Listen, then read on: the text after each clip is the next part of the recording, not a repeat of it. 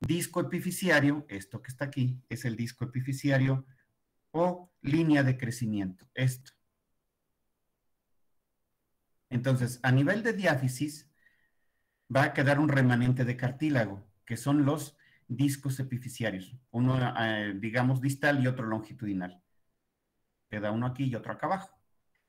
El disco epifisiario, la línea de crecimiento, va a ayudar a que el hueso, durante la etapa infantil, la etapa de adolescencia, siga creciendo a lo largo.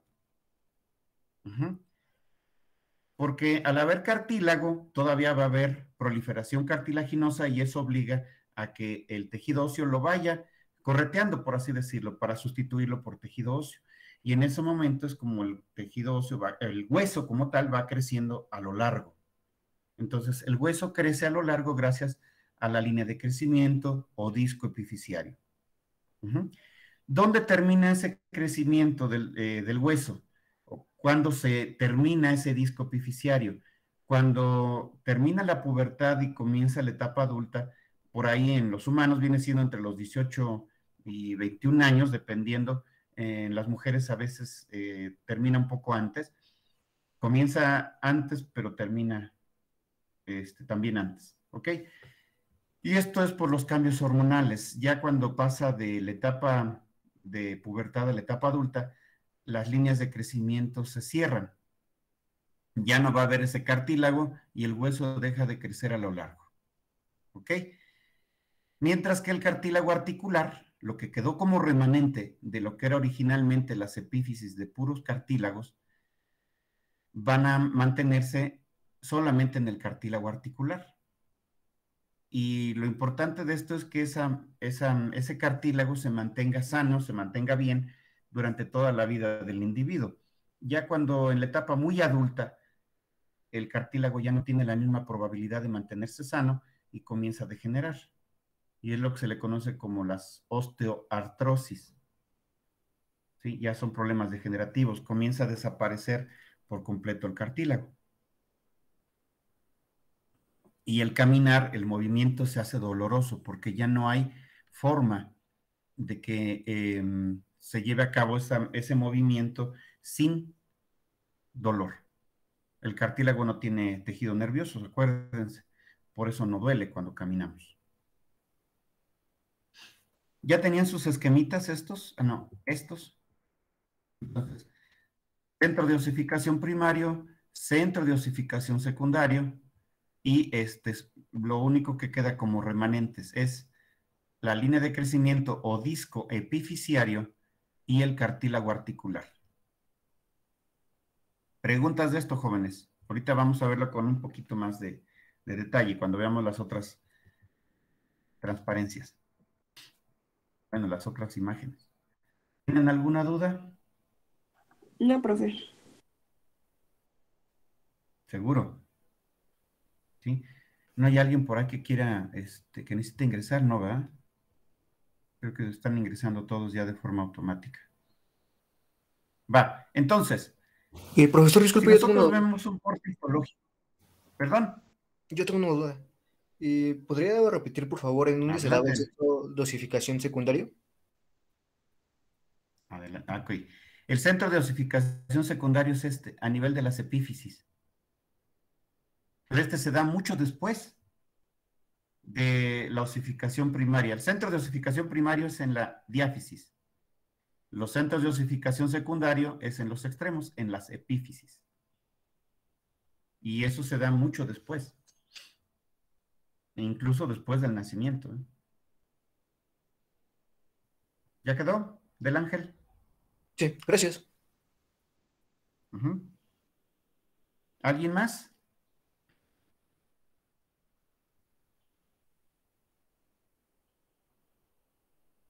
¿No?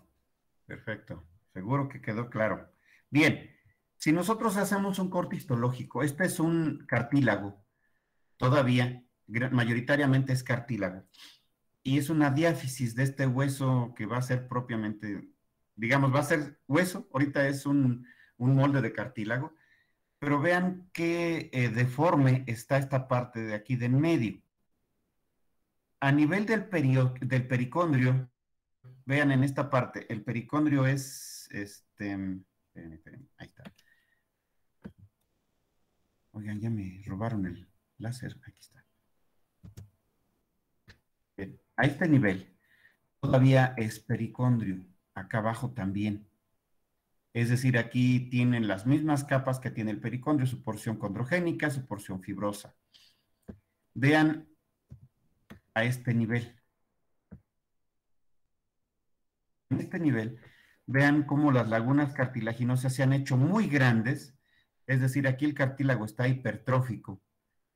Cuando las lagunas se hacen de esta forma, significa que este cartílago ya está en un proceso de estrés, está en un proceso de muerte, ¿sí? Y este tejido cartilaginoso va a ser sustituido posteriormente por sustancia osteoide, por tejido óseo. Aquí afuera es la primera parte de lo que sería la formación del periósteo. Empieza a sustituirse este tejido. Y aquí a este nivel, si ustedes alcanzan a ver, hay una mayor cantidad de células. Todo lo que se ve mayor, con puntitos más oscuros, son células. Principalmente aquí se están formando células osteogénicas y osteoblastos. Van a empezar a depositar aquí alrededor ese collar o ese collarín de sustancia osteoide, que posteriormente aquí van a invadir los vasos sanguíneos, se van a meter y aquí adentro va a comenzar la formación del primer núcleo de osificación, el centro de osificación primario. Ahora, no solo eso, va a entrar junto con los vasos sanguíneos, entran células mesenquimatosas. Si nosotros nos regresamos acá, vean que también se está formando este hueco que quedan los huesos largos, ¿sí? La cavidad medular. Y junto con la formación de la cavidad medular también se forma aquí el tejido hematopoyético mieloide. Es decir, aquí se va a empezar a formar la médula ósea.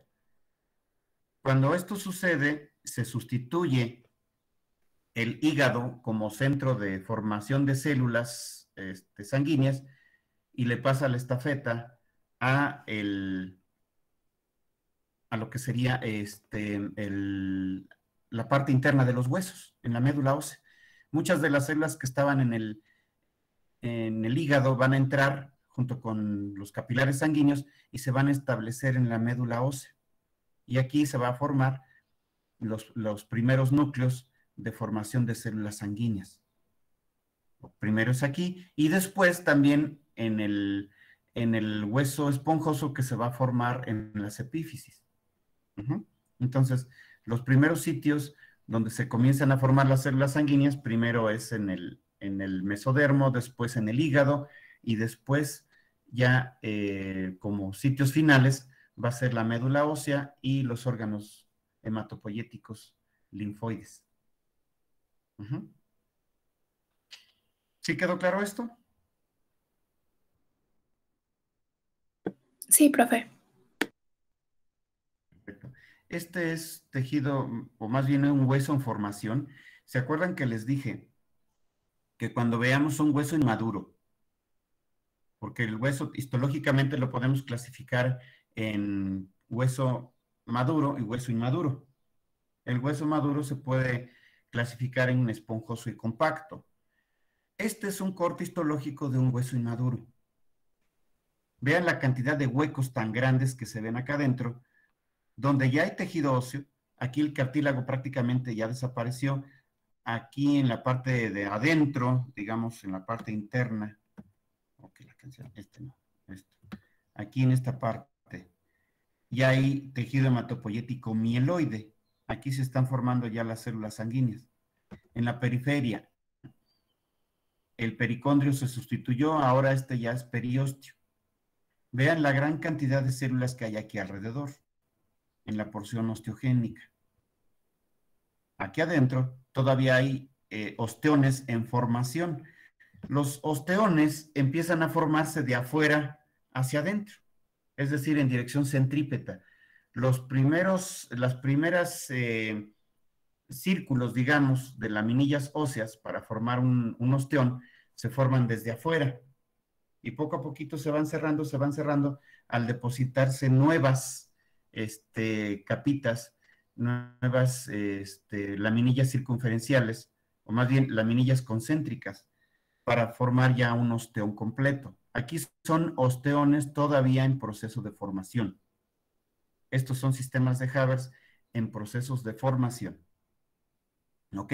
Entonces, siempre van a encontrar mucha actividad de células osteogénicas y de osteoblastos a todo alrededor para la formación de matriz ósea. Todo lo que se ve aquí de rosita es matriz ósea. En el cartílago, acuérdense, se llamaba matriz cartilaginosa. Aquí se llama matriz ósea. Y las células que quedan ya rodeadas de matriz ósea se llaman osteocitos. Los que quedan aquí todavía hacia el centro, donde apenas se va a formar o se está terminando de formar el sistema de Haber o la osteona, estos son osteoblastos. ¿Ok? Aquí afuera también hay osteoblastos. Por aquí debe haber muchas células osteogénicas. Este es un cartílago, perdón, es un hueso en formación. ¿Quieren hacer el esquemita de este y de este? ¿O hay para la otra?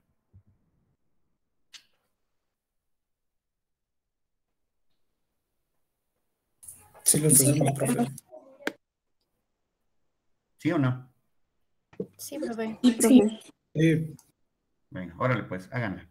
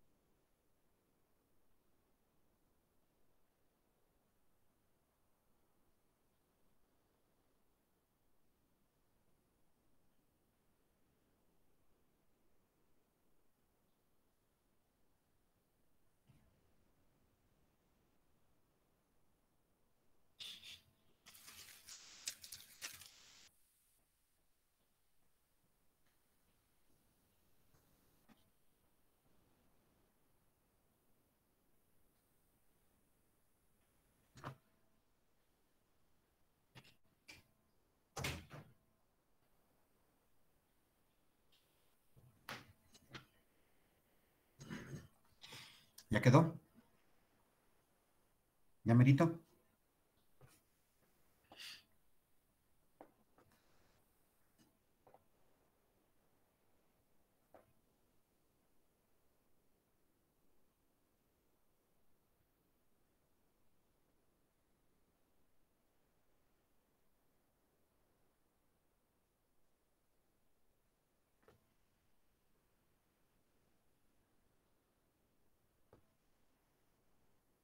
Entonces aquí apenas es un proceso de sustitución de cartílago por tejido óseo. Apenas aquí se está empezando a formar una capita muy delgadita de lo que sería el collar de tejido óseo, de sustancia osteoide.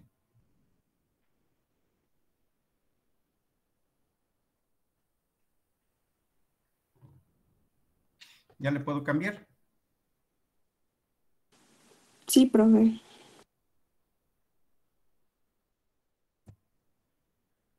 Este es el hueso en formación, hueso inmaduro. Todavía está muy trabeculado, está con muchos huecos, ¿vale? No sé si le quieren tomar una captura de pantalla o si después lo hacen, como vean ustedes. ¿Lo dejo o ya lo quito? Lo voy a borrar.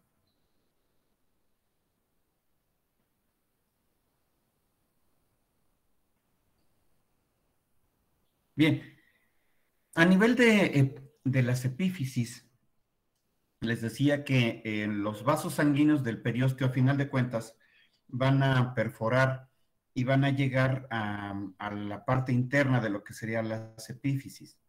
Aquí se van a formar los centros de osificación secundarios.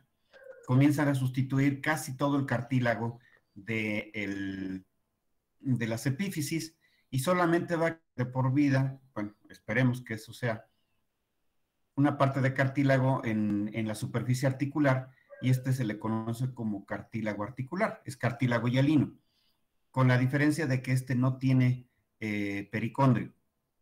¿De dónde se nutre entonces este cartílago si no tiene pericondrio?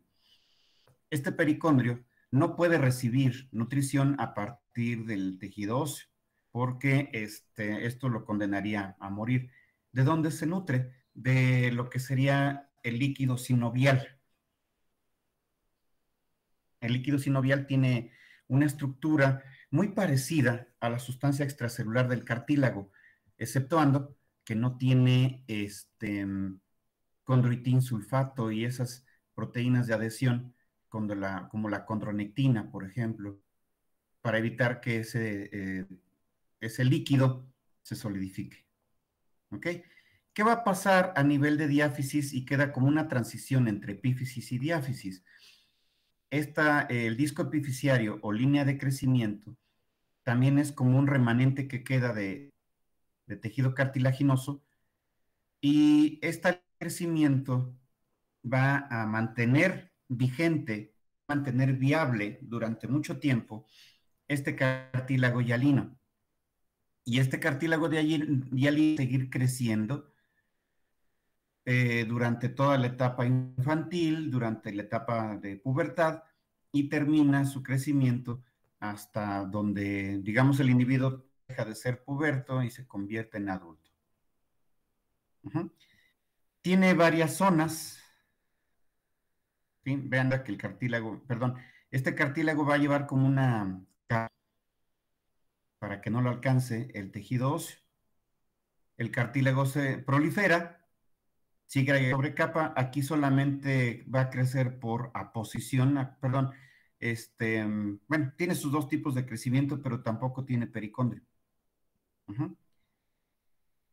Sigue creciendo por aposición y por crecimiento intersticial. Se van a ir adicionando nuevas capas. Y esta línea de crecimiento va a mantener creciendo, se va a mantener creciendo hasta que llega un momento en que ya lo alcanza el tejido óseo y desaparece, se sella el crecimiento. Vean todos estos bordes que están aquí. Todo esto que conforme va creciendo el hueso, si esto no se fuera reformando, o sea, se fuera adecuando a la forma para tener la forma del hueso, quedaría completamente chipotudo. Quedaría como un tronco de ceiba. ¿Se acuerdan que no me acuerdo el nombre del árbol espinudo? Cuando es un árbol joven, un montón de espinas por todos lados. Ese tronco de árbol es muy característico del sureste, más bien de la zona del sureste y la península de Yucatán. Pero para que el hueso no quede así espinudo, los osteoclastos van reformando tanto a lo largo como a lo ancho y también desde adentro. Entonces los osteoclastos van a tener mucha chamba porque el hueso va creciendo a lo largo, tienen que ir desgastando todo este tejido óseo que está aquí para que crezca parejito, pulidito. Y por dentro, donde está la cavidad medular, también la van haciendo más hueca, más gruesa, más amplia. Para eso tenga una densidad suficiente para soportar peso, pero tampoco tan pesada, tan dura, para que sea un hueso muy pesado y no sea un hueso, digamos que acorde a la estructura muscular que tiene el individuo. ¿Sale? Por eso luego dicen, no, yo no estoy gordito, soy de hueso ancho. Entonces yo creo que han de tener por ahí una deficiencia de funcionamiento de osteoclastos, ¿no? Siguen con el hueso ancho. Por eso es que están acá un poquito más anchitos. Y sí, sí hay quienes tienen los huesos más anchos, y esto es dependiendo también de la genética. ¿Sale? Entonces, la línea de crecimiento precisamente va a ayudar a que el hueso crezca a lo largo. ¿Vale? Todo esto que se ve aquí como entremezclado entre cartílago y tejido óseo es la zona de sustitución de cartílago, más bien del cartílago se va sustituyendo por tejido óseo. Y todos estos huecos que se ven a lo largo no es otra cosa que nuevos osteones en formación. ¿Sale? Entonces, este tejido óseo va a seguir creciendo hasta que, digamos, termina la secreción de hormona del crecimiento y esto va a reducir la proliferación cartilaginosa y termina el crecimiento de los huesos a lo largo. Acuérdense que el hueso solo crece de una forma, por adición de capa sobre capa, por aposición. A diferencia del cartílago, que crece por aposición y crecimiento desde adentro, crecimiento intersticial. El hueso no tiene esa capacidad de crecer desde adentro, por crecimiento intersticial. ¿Sí vamos bien? Entonces, la línea de crecimiento va a tener varias capas, varias zonas identificables, sobre todo esto sería que está en la etapa, pues, entre infantil y pubertad, se notan perfectamente bien todas estas zonas. Toda en la etapa infantil, toda en la etapa de pubertad. La zona que está pegadita a la parte alta ¿sí? Digamos que pegadito al tejido óseo esponjoso, hasta arriba, aquí, a este nivel. La vamos a ver de arriba hacia abajo, ¿ok? La línea de crecimiento tiene 5 zonas. Esta primera zona, que está la parte más alta, se le conoce como zona de reposo. En esta zona de reposo vamos a tener muchos condrocitos que tienen la capacidad de producir nuevas células y estas se van a mantener vigentes formando nuevas capitas de células. Esta segunda parte, que se ven como pilas de monedas, esto de aquí, es una zona donde hay una mayor actividad de síntesis de células nuevas, muchas mitosis. Por eso se le llama zona de proliferación. La zona de reposo es una zona de reserva, de cartílago. La zona de acá abajo es una zona de proliferación. Aquí los condrocitos van a formar grupos isogénicos, pero los van acomodando en forma de pila de monedas. Es decir, van agregando una capa sobre otra. ¿Se alcanzan a ver mis manos? Así. De tal suerte que esto va a adicionar cada vez capas y capas y capas de cartílago. ¿Ok? Estas dos zonas son las que se mantienen muy activas, sobre todo la zona de proliferación, durante la etapa infantil y de pubertad.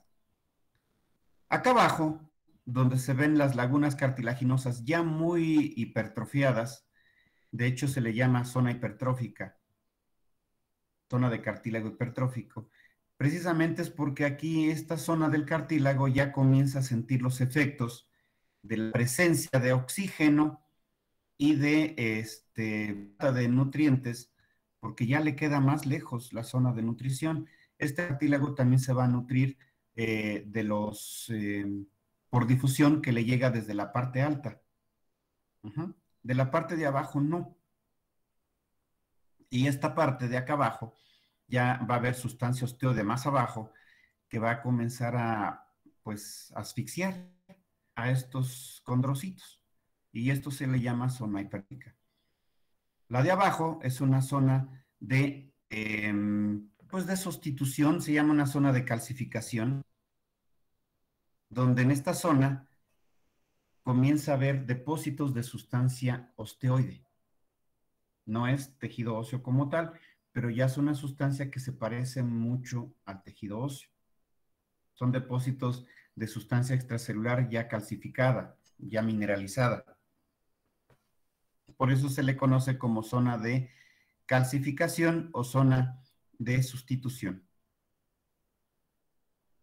Y la última, la que tenemos más hacia abajo, se le conoce ya como zona de osificación. Entonces, esto va a ser como una carrera. Estos van a intentar alcanzar a los de acá arriba y estos van a seguir corriendo para que los de abajo no los alcancen. Y eso es lo que obliga a que el hueso crezca a lo largo. ¿Ok? El hueso se va haciendo largo, pero también se tiene que hacer ancho. ¿Quién ayudaría a que el hueso se haga ancho? A ver, ¿quién me contesta eso? ¿Cómo le haría el hueso, el órgano, para crecer también a lo ancho? ¿Qué estructura del hueso?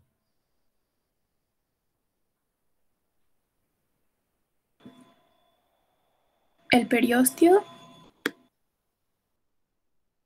El periósteo. Perfectamente bien contestado. ¿Sí? Acuérdense que el cartílago, quien le ayuda a crecer a lo ancho, es el pericondrio. En el hueso, el periósteo. ¿Ok? Eso es a lo ancho. Y mientras que va creciendo también a lo ancho, se va haciendo más grueso el hueso, también por dentro, la cavidad medular se va haciendo cada vez más amplia. ¿Sí? Preguntas ahorita de esto, de la línea de crecimiento. ¿Quieren hacer el esquemita de esta línea de crecimiento o mejor cuando recursen?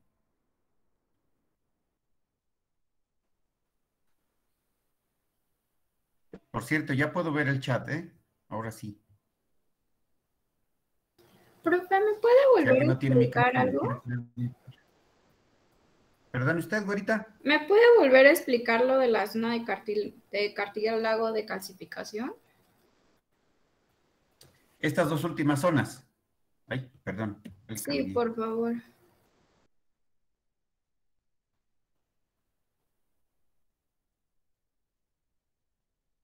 Espérame, ya se trabó todo por tu culpa. Ah, no, aquí está, mira, ahí está. Entonces, esta es la zona de proliferación. ¿Hasta aquí te quedó bien? Estas tres zonas, zona de reposo, cartílago de reserva. Zona de proliferación, zona donde se forman muchos grupos isogénicos y se acomodan en forma de pila de monedas. Esta es la zona más activa. Después viene la zona hipertrófica, donde ya comienza a tener presencia, digamos que de un medio ambiente diferente, rico en oxígeno, y el cartílago comienza a morir. La zona que está un poquito más abajo, la zona de calcificación o zona de osificación, es donde ya los osteoblastos que están acá abajo comienzan a depositar sustancia osteoide. No es tejido óseo como tal, se parece. Se llama sustancia osteoide y comienza a formar capitas alrededor de donde estaba la matriz cartilaginosa. Comienza a sustituir la matriz cartilaginosa por sustancia osteoide y esto obliga a que los condrocitos de aquí ya se mueran por completo. Es la zona de sustitución. La última zona, la de osificación, es donde se va sustituyendo la sustancia osteoide por tejido óseo real, tejido óseo verdadero. Aquí sí ya hay muchos osteoblastos. Y se están formando nuevos osteones hacia lo largo, ¿sí? Longitudinales. ¿Quedó claro? ¿Quién me preguntó? Sánchez, ¿verdad? Sí, gracias, profe. Sánchez García. ¿Sí quedó claro? Sí, gracias. ¿Sí? ¿Alguna otra pregunta?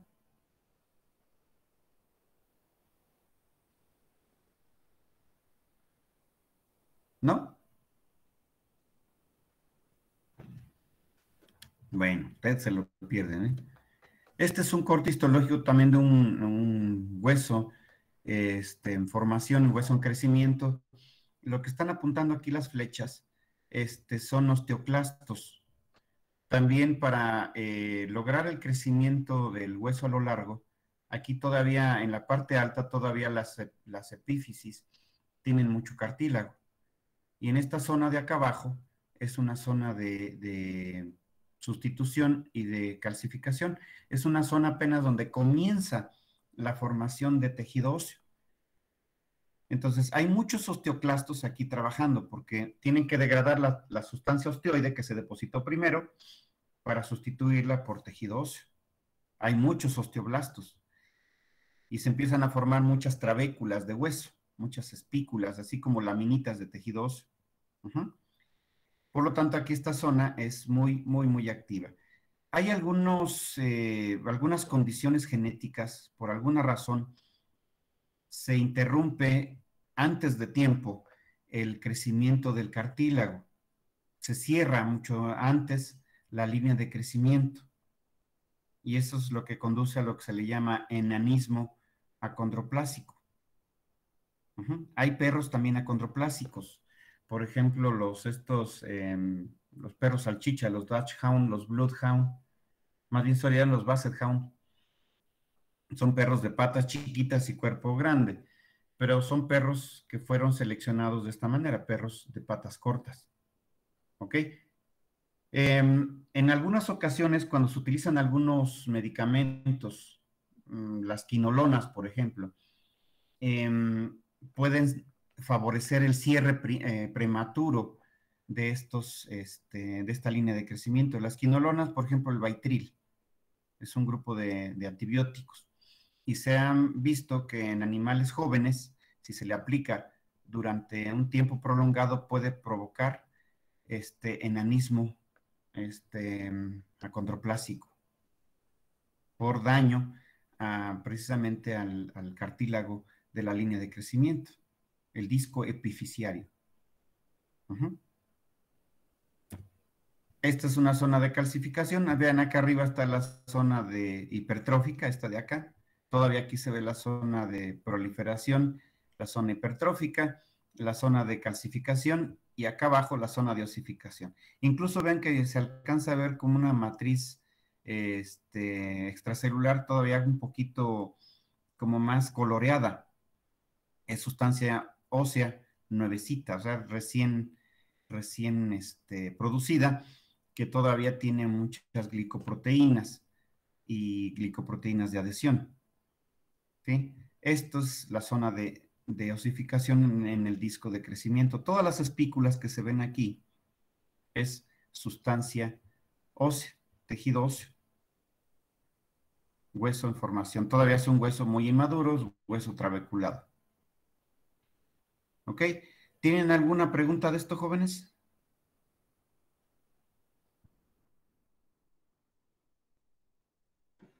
No, profe. No, profe. Seguro.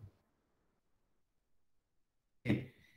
Con esto terminamos la parte de tejido óseo. Ya llevamos conectivo, conectivo ordinario, ya llevamos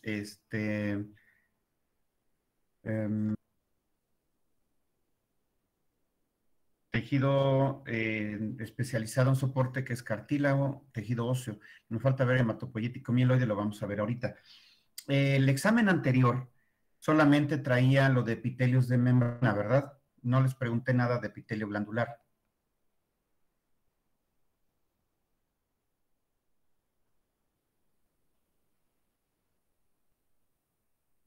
¿No se acuerdan? No. No, no venía. Porque ya tendríamos ahorita material para hacer el siguiente examen. ¿Cuándo lo quieren? ¿El lunes a las 8 o el lunes a las 9? sería epitelios glandulares y tejido conectivo ordinario.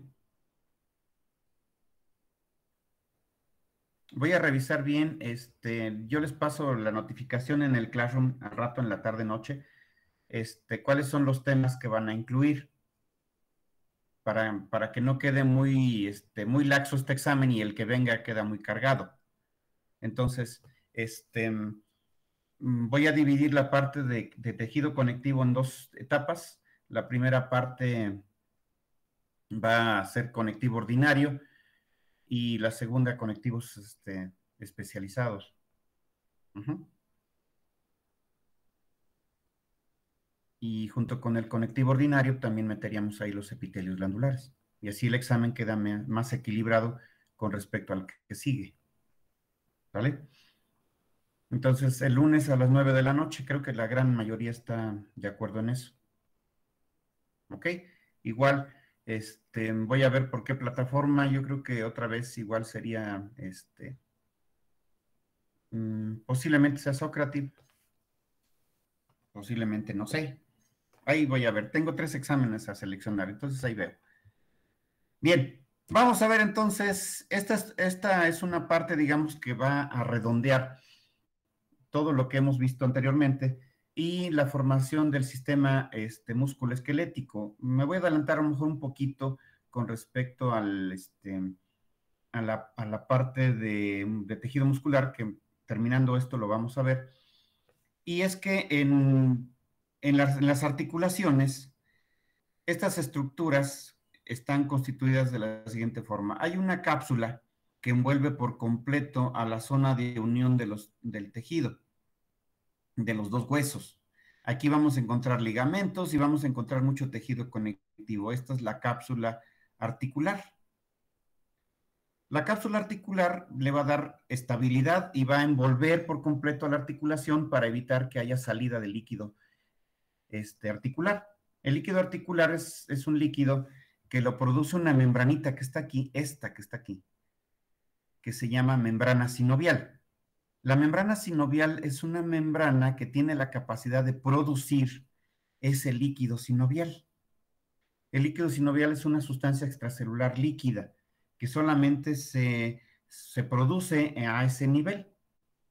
Entonces, en las articulaciones que sí son móviles, que tienen cartílago articular, parte importante de la articulación es el líquido articular. El líquido articular va a tener incluso algún gases disueltos. Principalmente el gas que tiene disuelto aquí es oxígeno, puede haber CO2. Y es cuando ustedes se truenan los dedos, lo que hacen es que esas burbujas de gas que se lleguen a formar allá adentro, como que se rompan y se forman microburbujas, por eso se oye el chasquido. Después de un rato se vuelven a formar. Entonces, este es el esquema de cómo está conformada una articulación. Estas serían las epífisis. Aquí estaría el cartílago articular, cartílago hialino sin pericondrio. El espacio articular va a estar ocupado por el líquido sinovial. En la parte externa vamos a encontrar la cápsula sinovial y en la parte interna la membrana sinovial. Por fuera todavía tendríamos unas bandas de tejido conectivo compacto y regular que serían los ligamentos. Los ligamentos le van a dar estabilidad a la articulación para que la articulación solamente se mueva en la dirección que tiene permitido moverse y no se mueva para todos lados. Hay unas condiciones no sé si han visto, ahorita ya es más fácil que lo vean en la tele o en las redes sociales, gente que incluso se puede voltear las articulaciones para todos lados y se jala la piel como si fuera de hule, como si fuera una liga. Es una condición patológica. Bueno, generalmente es por un problema genético en la formación de las fibras de colágeno. Las fibras de colágeno tienden a ser muy elásticas, como si fueran más elastina que fibras de colágeno, pero es una condición muy, muy, muy particular, ¿vale? Cuando se hace mucho ejercicio y hay ejercicios de extensión, de flexión, lo que hacen es favorecer que los ligamentos que están aquí se fortalezcan, pero también permitan la extensión de las articulaciones sin que haya una lesión.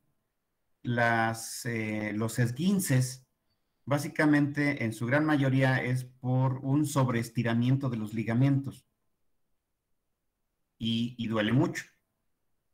Cuando es un esguince de segundo o de tercer grado, incluso puede haber ruptura completa de los ligamentos. Y de los que más sufren son pues de las rodillas, ¿sí? Pueden ser de los dedos, de la articulación del codo, pero es porque es por algún movimiento muy exagerado, algún sobreestiramiento que pudo haber provocado la ruptura de esos esguinces. El esguince de primer grado hay un pequeño sobreestiramiento que duele mucho, hay un poco de inflamación, pero no se ve, digamos que involucrada la estructura, no se ve dañada la estructura de los ligamentos. Cuando es de segundo grado hay una ligera ruptura de los ligamentos, una ruptura parcial. Con inmovilizar la zona se puede recuperar después de un rato. Y cuando es un esguince de tercer grado, generalmente la resolución es quirúrgica, ¿sí? Se rompe ese ligamento y hay que volverlo a ensamblar con, pues ahora sí que una cirugía. A veces se puede tomar tejido de otro lado, de su mismo cuerpo, para poderlo ensamblar. Puede haber ruptura de ligamentos, ruptura de tendones. Cuando es de tendones también es bastante grave.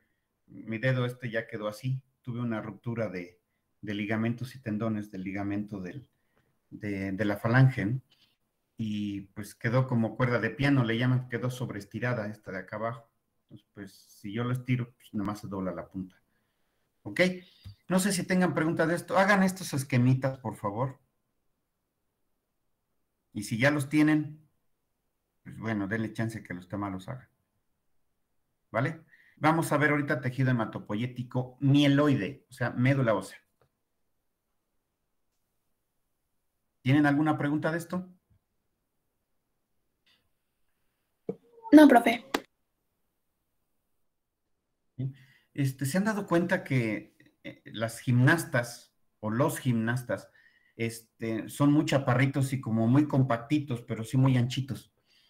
El tipo de ejercicio que hacen, que es de muy, muy alto impacto, desde muy pequeños, ese brincoteo tan fuerte y ese cambio de presión tan súbita que hay en las articulaciones, tiende a deformar el cartílago articular y el cartílago, la línea de crecimiento.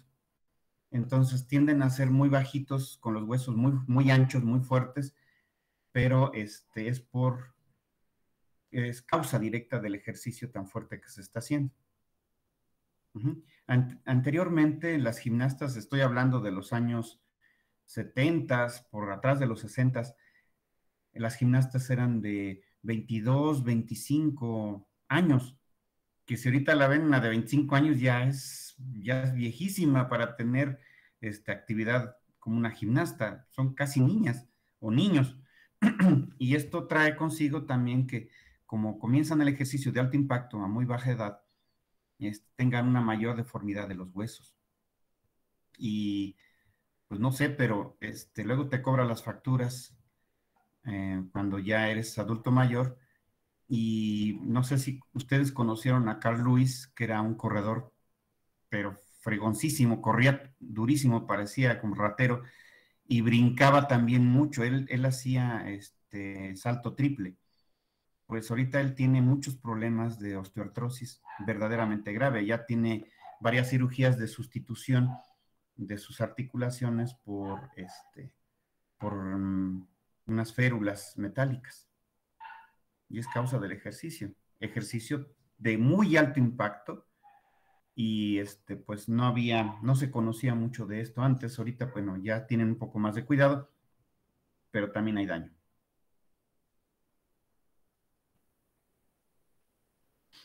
¿Sale? También las bailarinas de ballet tienen mucha deformidad, sobre todo en los dedos. Los dedos de los pies se paran de puntitas así.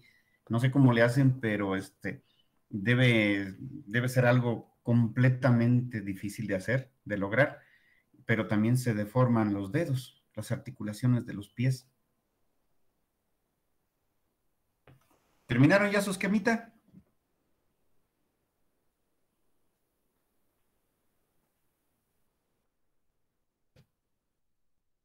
Sí, profe. Los que no ven, les voy a dar otro chancecito, unos 2 minutitos más para que terminen y vamos a empezar a ver tejido hematopoyético mieloide. ¿Vale?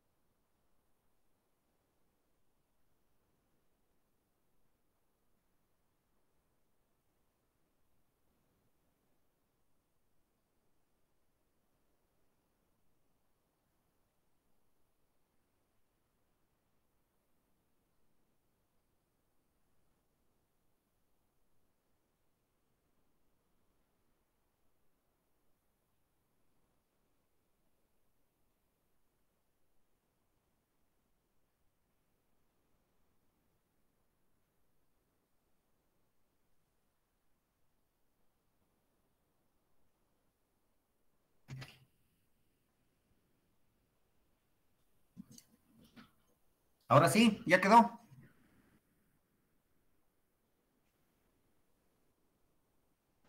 Sí, profe. Sí, profe. Perfecto. Vamos con tejido hematopoyético mieloide. El tejido hematopoyético mieloide es un tejido que se encuentra localizado en la parte interna de los huesos. En los huesos largos está en la cavidad medular. En los huesos esponjosos, en los huequitos que dejan las trabéculas de tejido óseo, es donde se va a ubicar la médula ósea. La médula ósea es un tejido que también surge a partir del tejido, pues digamos que como una especialización del tejido conectivo, que su especialidad es formar células de defensa, células sanguíneas, eritrocitos, linfocitos, macrófagos, neutrófilos, eosinófilos, todo ese tipo de células tienen su origen en la médula ósea, digamos que de manera primaria. Tenemos dos tipos de tejido hematopoyético. Tejido hematopoyético mieloide, que viene de mielos, médula. Tejido hematopoyético mieloide y tejido hematopoyético linfoide.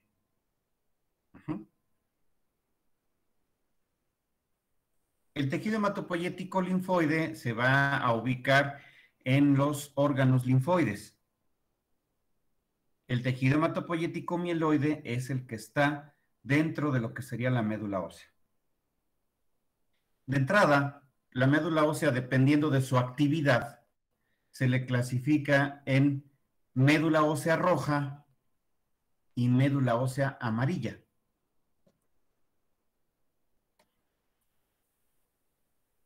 La médula ósea roja es una médula ósea muy activa.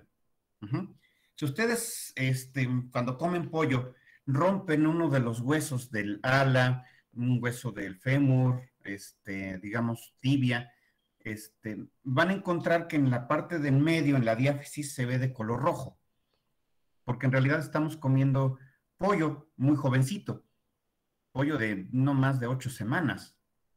Es muy, muy pequeño todavía.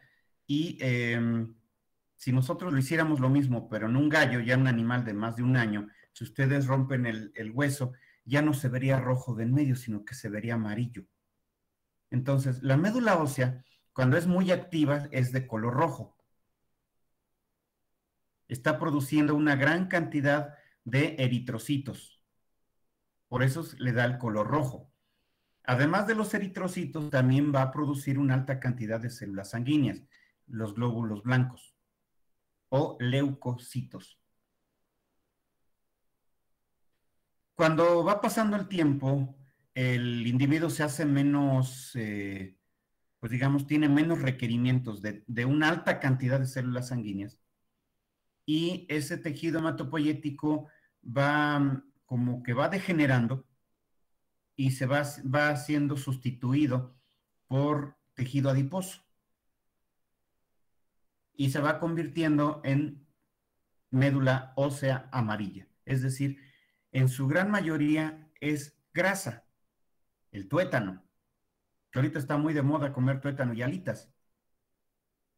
¿Sí? Antes el tuétano, los huesos de tuétano y las alitas te las regalaban en la pollería. Ay, llévese una alita siquiera para el perro, ¿no? Y ahora las alitas se han convertido en platillo, pues no sé, está más caro incluso que la pierna y el muslo. Y los huesos de tuétano antes te lo regalaban también para que que le diera sabor al caldito, ¿no? Al mole de olla. Y ahora el comer tuétano pues, no, es un indicio de que son pudientes, porque ahora son muy caros. Y el tuétano, pues es grasa, básicamente, pero tiene un sabor muy delicioso. Si alguien ha comido tuétano, de verdad, pues ha aprovechado algo de los platillos más ricos. Y si alguien no lo ha hecho, pues dése la oportunidad de probarlo, nada más que se sazone con un poquito de pimienta, orégano, sal y, hombre, va para adentro, delicioso. Pero es pura grasa. Y esta grasa, pues es el producto de lo que originalmente era médula ósea roja. ¿Ok? En situaciones muy especiales, por ejemplo, que hubo una hemorragia muy fuerte,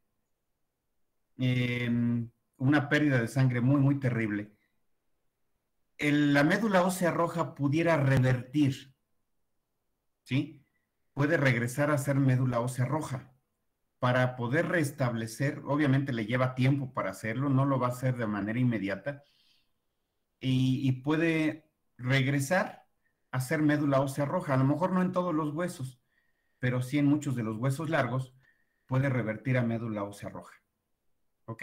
Entonces, la primera médula ósea que va a entrar en un proceso degenerativo de formarse como amarilla es en la médula ósea de los huesos largos. Mientras que en las epífisis o en las zonas donde hay hueso esponjoso, sigue como médula ósea roja. Eso sobre todo en la etapa de pubertad. Y ya en la etapa adulta, mucha de la médula ósea roja desaparece y solamente se va a quedar en algunos sitios muy especiales. En los huesos del cráneo, se mantiene toda la vida.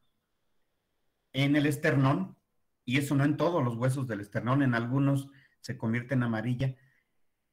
Y en una parte importante de la vida, no en toda, pero sí ya por lo menos siendo adultos jóvenes, en la cadera, en los huesos de la cadera. ¿Sí? También en las vértebras, en medio de las vértebras.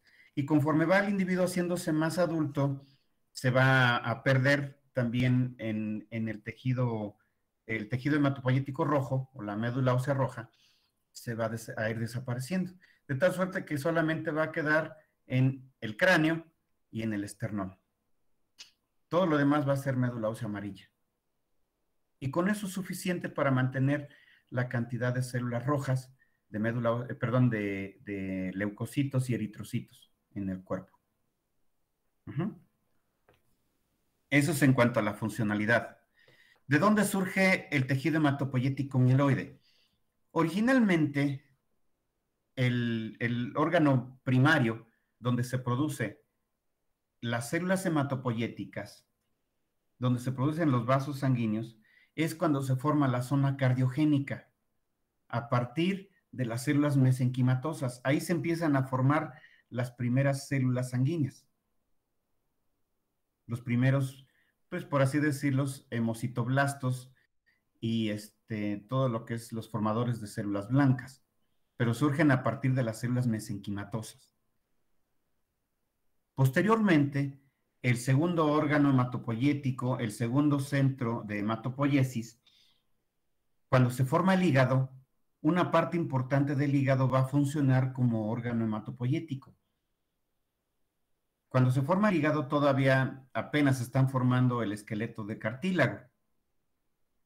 Entonces, de las mismas células del tejido hematopoyético, por así decirlo, invaden al hígado, y el hígado va a tener dos funciones, como glándula que es, y como órgano hematopoyético.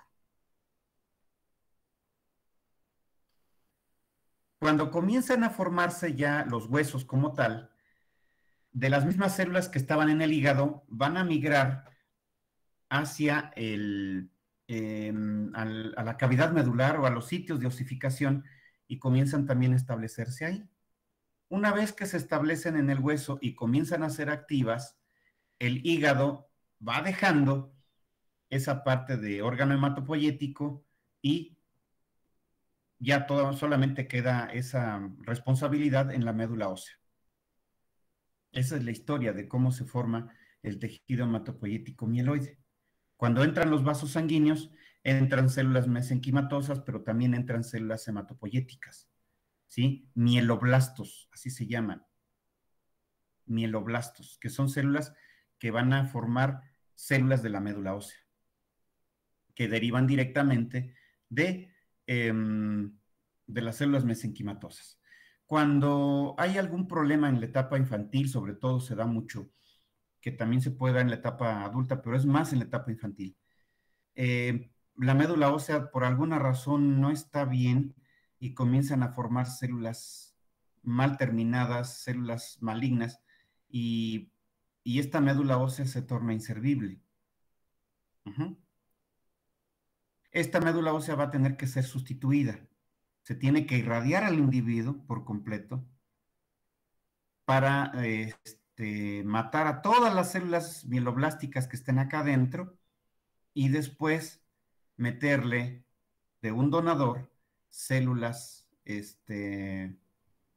mieloblásticas externas. Pero como son células de algún donante compatible, ese individuo se puede recuperar. Esa enfermedad se llama leucemia. También cuando hay bebés recién nacidos, hay recuperación del cordón umbilical y en medio, donde están los vasos sanguíneos, pueden quedar remanentes de células mesenquimatosas o células madre formadoras de sangre, mieloblastos, poco diferenciados. Se pueden recuperar, se congelan, no se congela todo el cordón umbilical, sino se congelan esas células y esas células pueden servir para formar nueva médula ósea. Puede ser como a una autodonación o exógena. Es decir, en vez de pedir médula ósea de un donante, se pueden meter células obtenidas a partir de cordón umbilical. De ahí la importancia de ese banco de células de cordón umbilical y se pueden adaptar perfectamente bien hacia a cualquier individuo. Como son poco diferenciadas, todavía no tienen sus determinantes antigénicas y no pueden ser reconocidas como extrañas. ¿Ok? ¿Cómo está formada la médula ósea? La médula ósea va a tener un tejido de soporte, lo que sería un estroma, se le llama estroma fino. El estroma fino también va a tener su origen a partir de las células mesenquimatosas que entran. ¿Se acuerdan que el estroma fino está formado básicamente por fibras reticulares. Las fibras reticulares son fibras de colágeno tipo 3, fibras muy delgaditas que van a formar una maraña, una red tridimensional donde se van a quedar alojadas ahí las células formadoras de células sanguíneas, todas lo que son las clonas. ¿Sí vamos bien? Ese es el aparato de soporte. Es conectivo laxo reticular. Se le llama estroma fino. Van a tener también acá adentro una gran cantidad de vasos sanguíneos. La médula ósea va a tener una alta cantidad de vasos sanguíneos, arterias y venas. Si ustedes se acuerdan del hueso, el hueso tiene en la diáfisis principalmente un agujero, sobre todo en los huesos largos, que se le conoce como foramen nutricio. Ese foramen nutricio va a llegar directamente hasta la cavidad medular. Y ese foramen nutricio entra y se va a distribuir a todo lo largo y a lo ancho de la médula, del tejido hematopoyético, para formar varias ramas arteriales. También por ese foramen nutricio van a salir los vasos sanguíneos, vasos linfáticos, porque aquí también hay vasos linfáticos, y hay también tejido nervioso acá adentro. ¿Ok? Entonces se va a formar una red muy amplia de arterias, de capilares. Las arterias van de forma longitudinal y se van ramificando. Vean, me voy a regresar a esto. Esto originalmente es donde empezó el centro de osificación. Aquí es donde está el foramen nutricio. Entonces las arterias que entran empiezan a ramificarse, a distribuirse a todo lo largo y van a tener muchas ramificaciones en la parte interna. Van a formar también estas estructuras que son lechos venosos.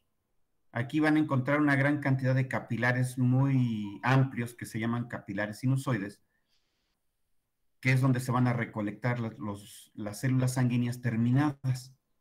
Se recolectan en este vaso central, que se le conoce así como vaso central o vena central. Y de aquí van a ser recuperadas y van a salir junto con la arteria, más bien donde entra la arteria en el foramen nutricio, y de ahí se va a todo el torrente sanguíneo. Así es como está constituido lo que sería la parte de soporte y nutrición de la médula ósea. ¿Sí queda claro? ¿Tienen alguna duda ahorita de esto? Todavía estamos viendo nada más la parte general. Por fuera aquí estaría el endostio, esto de aquí. Profe, Es lo ¿me único que puede divide. volver a Sí. repetir lo de la vena central? Ok. La vena central, esto que está aquí, va a recuperar todo. Haz de cuenta que es como el gran canal de aguas negras, pero aquí es pura sangre, que recupera de todos los tubitos que están aquí, son capilares sanguíneos. Son los que van a ir recuperando todas las células sanguíneas que se están formando aquí. Y en el vaso central se recupera toda esa sangre recién formada o la célula sanguínea recién formada, y después van a salir junto por donde entra la arteria, que es en el foramen nutricio. Ese es en los huesos largos. En los huesos esponjosos se van a formar pequeños capilares y a partir de ahí van a meter esas células al torrente sanguíneo. No sé si te quedó claro esto, güerita. Esto va todo lo largo del hueso, Sí, profe, gracias. acompañando a la arteria longitudinal. Aquí entra la arteria, pero también aquí, a un lado de ella, pero más gordota, va la vena central. ¿Sale? ¿Quedó claro así, jóvenes? ¿Quieren hacer el Sí, esquemita profe. o mejor cuando Lo hacemos. háganlo de una vez? Pónganle sus nombres. Estamos hablando aquí de la cavidad medular y médula ósea dentro de la cavidad medular de un hueso largo.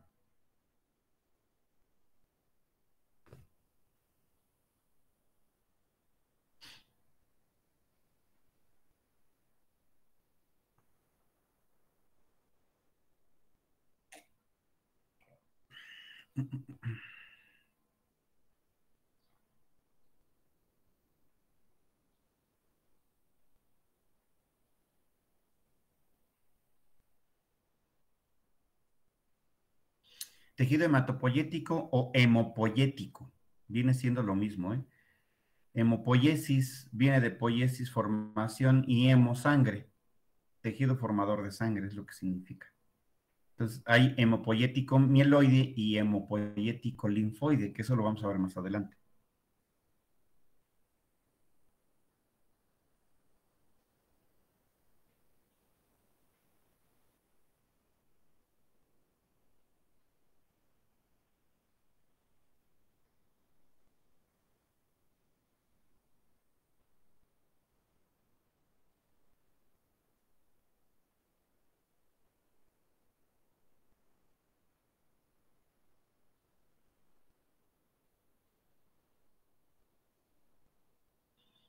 Esto me recuerda como los manglares, ¿no? Aquí parecen como que pasan los ríos en medio de las islas de Mangle, y aquí es donde está la laguna central, ¿no?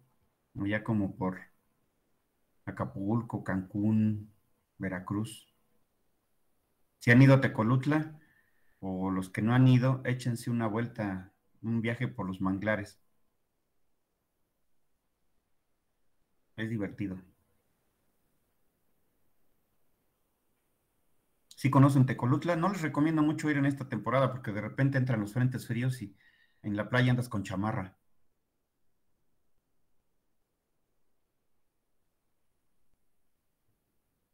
¿Sí conocen Tecolutla o no?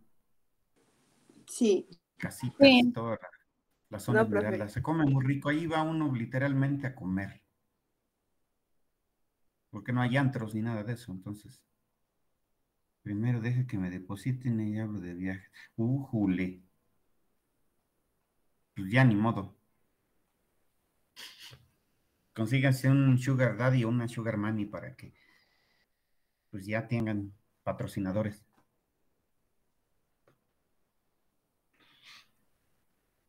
No es consejo, ¿eh? Ni sugerencia. Es una oportunidad.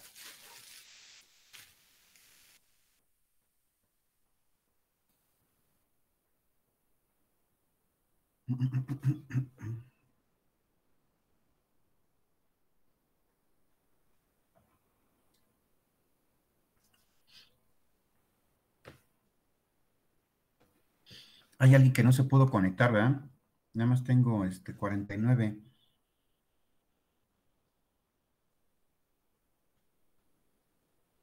Mariana, bueno, sí. Buscan oportunidades ahí con un sugar daddy.